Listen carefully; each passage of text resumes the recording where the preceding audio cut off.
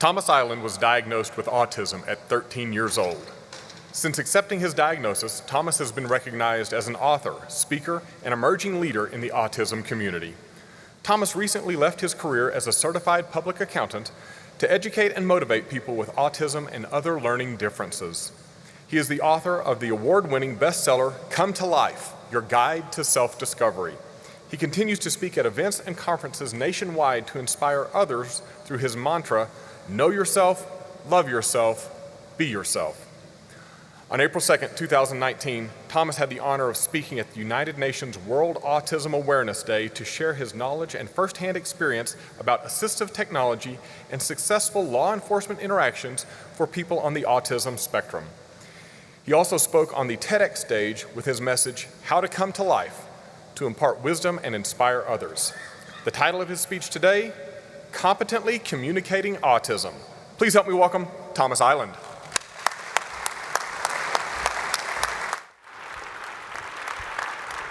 Thank you very much.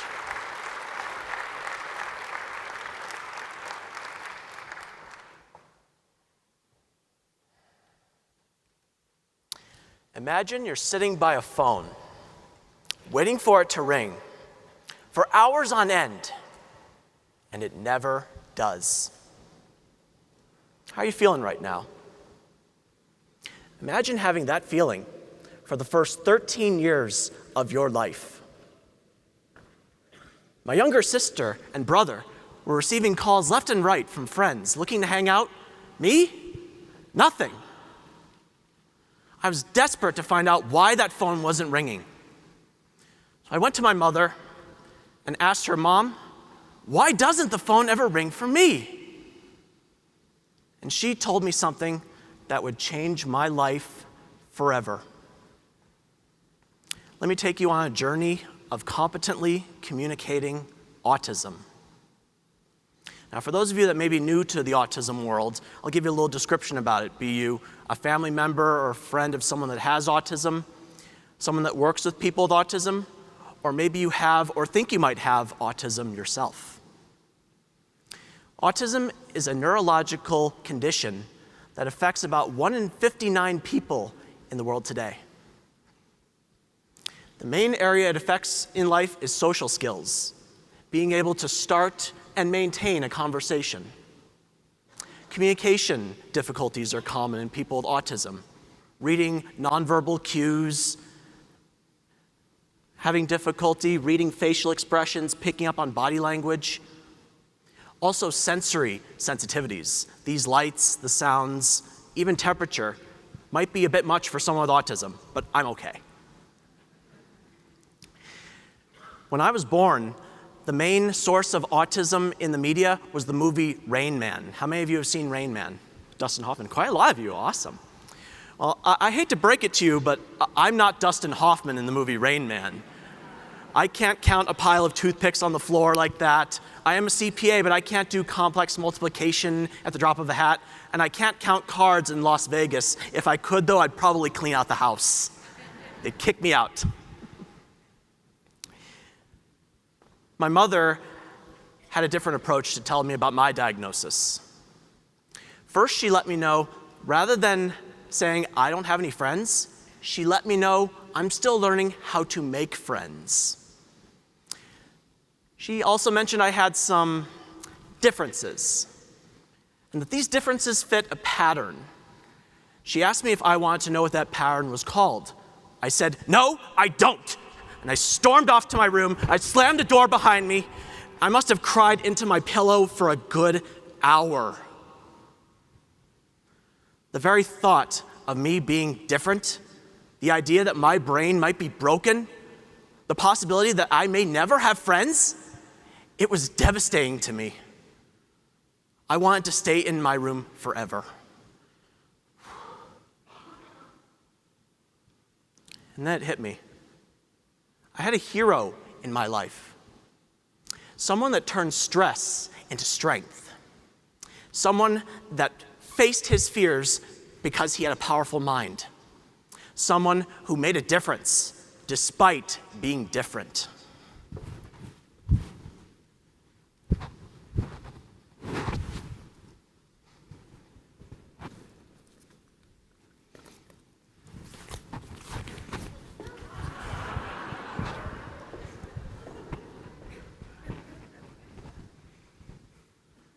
I'm Batman. I was at a crossroads.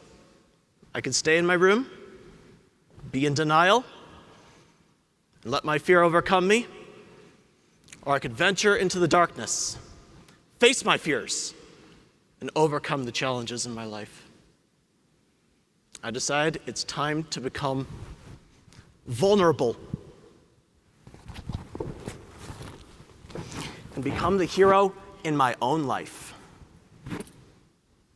I emerged from the room, went back to my mother and said, "Okay, Mom, what's the pattern called?" And that's when I found out that I had autism. I tell you that story, ladies and gentlemen, because people with autism need to know they have it. And my mother gave me a very special gift that day on top of my diagnosis. She assured me that my parents, my siblings, my family would love me no matter what. Unconditional love. That is what people with and without autism need to know. It sets the tone for the rest of their life and helps them love themselves, and see that they are worthy and capable of love. That's how my diagnosis was competently communicated to me. A few months after my diagnosis, I learned another very important lesson in life. This lesson had to do with women. I really wanted a girlfriend. I would do just about anything to get it, and I had a crush on one girl in particular. Who remembers their first crush? Mine, her name was Sarah. Very athletic, long, shiny blonde hair, a smile that could light up a room. She lived up the street from me. I decided I would call her one day and see if she wants to hang out. "Hi, Sarah, Tom ILAND. I'd like to hang out with you sometime. Call me back." I forgot to leave my number. I better call her again. "Hi, Sarah, Tom again. Forgot to give you my number. It's 661-4033. Call me back." I forgot to tell her how late she can call me till. "Hi, Sarah, Tom again. You can call me as late as 10 o'clock. I'll be up until 10. Thank you. Bye." Well, Sarah went to school the next day, found my sister, and said, "If your brother doesn't stop calling me, I'm going to make a call to the police." And thank goodness Sarah didn't call the police, otherwise I could be serving time right now. But it prompted yet another conversation with my mother. She explained to me that a relationship, a friendship, a conversation really, is like a tennis game. So here's the tennis court, the net's there, and Sarah's on the other side of that net. When I make a call, I serve a ball. And then it's her job to serve that ball back to me. Because at this point, I was serving, and serving, and serving. Not getting any serves back. So we came up with a rule, my mother and I get 2 serves, 2 calls, and if I don't get any serves back, I have to find another girl to play with. Sarah and I are still Facebook friends today, but I don't call her a lot. Ladies and gentlemen, people with autism don't always get the hint. And if I may be a devil's advocate to my gender, sometimes men with and without autism don't always get the hint. Ladies, am I right?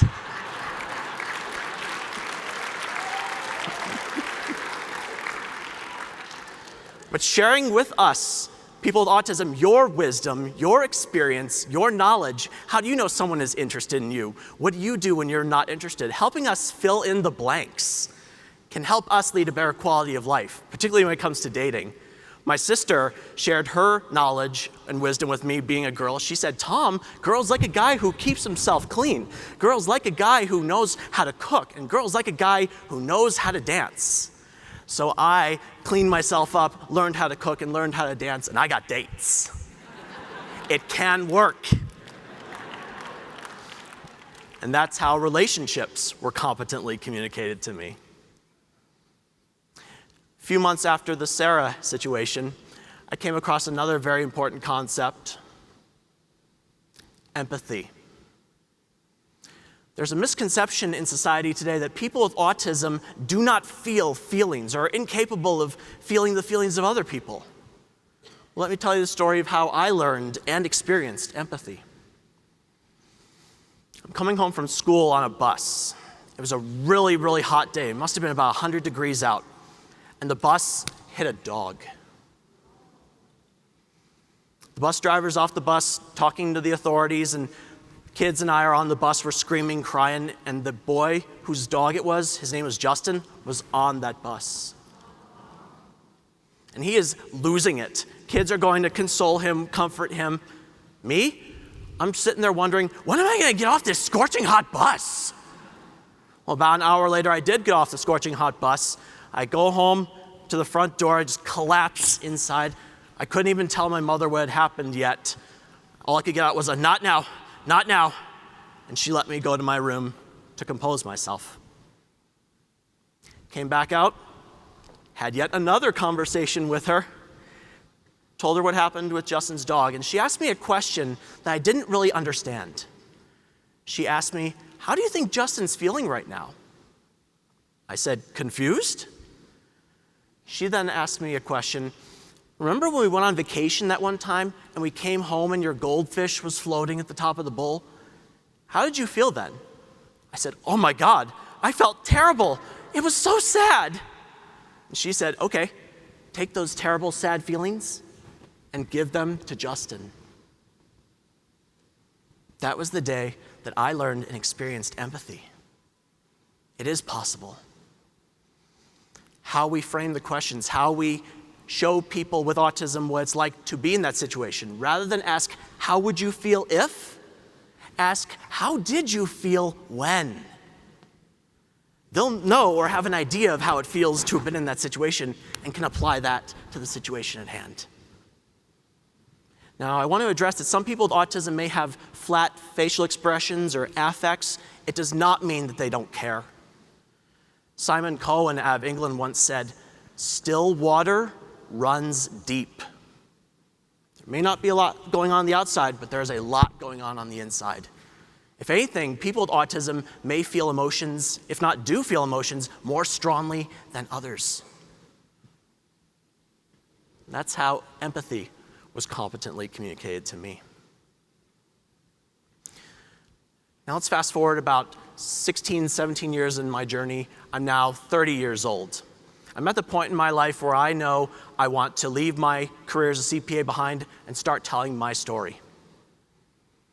Well, my storytelling skills left more than a little something to be desired because people with autism, we have special interests. Mine was Star Wars. Still is in a way.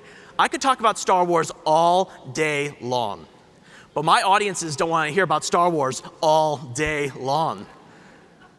So I had to sharpen my storytelling skills. What did I do? I joined a Toastmasters club.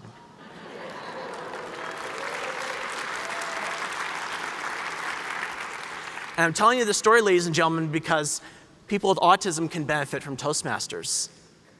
As I started going through the speeches, I started seeing a lot of myself in what these speeches were addressing. They have one speech about how to say it. People with autism, those flat affects, they may not have a good idea of when sarcasm is being used. You may know the difference between I'm having a great day and I'm having a great day. People with autism may not pick up on that at first. Or researching a topic you're not familiar with. For a long time when I was growing up, I would say lines from movies and TV shows in general conversation, even if it didn't make sense, even if it didn't apply to that particular conversation. Researching topics through Toastmasters has helped me expand my creativity, come up with my own ideas, have my own thoughts, and I own them. And now I inspire my audience, telling my story, what I've learned, what I've experienced, so it can help you better understand autism and the people that have it. And I'm now mentoring people with and without autism. In my home club, just 2 weeks ago, we had a young man with autism give his very first icebreaker speech, the very first speech a Toastmaster gives. And this young man, on top of autism, has brain lesions, so he would speak kind of slowly at best. And he knew he wanted to give his icebreaker on his special interest, Julia Roberts. And I totally let him go forward with it. So we're sitting down. getting his ideas out there, why he loves Julia Roberts. He gets up there to the lectern that day, gives the icebreaker speech.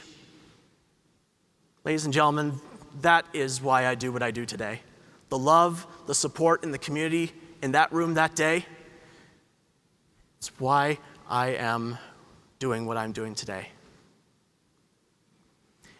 I want to close with some stories, or rather, a call to action of how you can help people with autism. Because I've shared my stories of being loved, being in love, and being loving. And people with autism, they want friendship, they want relationships, they want companionship, but it doesn't come naturally to them. We need your help. I encourage you, ladies and gentlemen, to improve the quality of life for people with autism. Give them that unconditional love, acceptance, and guidance that they need so they can live their best life. Help us fill in those blanks. We're not always going to get it right the first time, or the second, or the third, but that determination, that patience that you all possess is what's going to help people with autism become their best selves.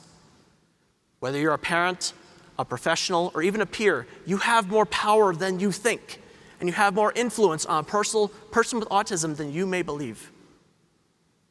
What you have to offer could change their life forever. I'm going to close with a message to people with autism, or those on the autism spectrum, or those that are autistic, however else you may identify. It's time to stand on your own 2 feet and know who you are. You are worthy and capable of love.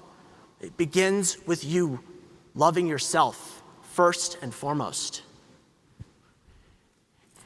And you can be the hero in your life, not by hiding behind a mask, but by removing your mask and letting your true, authentic self known to the world. No one tells your story better than you do. It's time to tell your story. It's time to begin competently communicating autism. Mr. Toastmaster.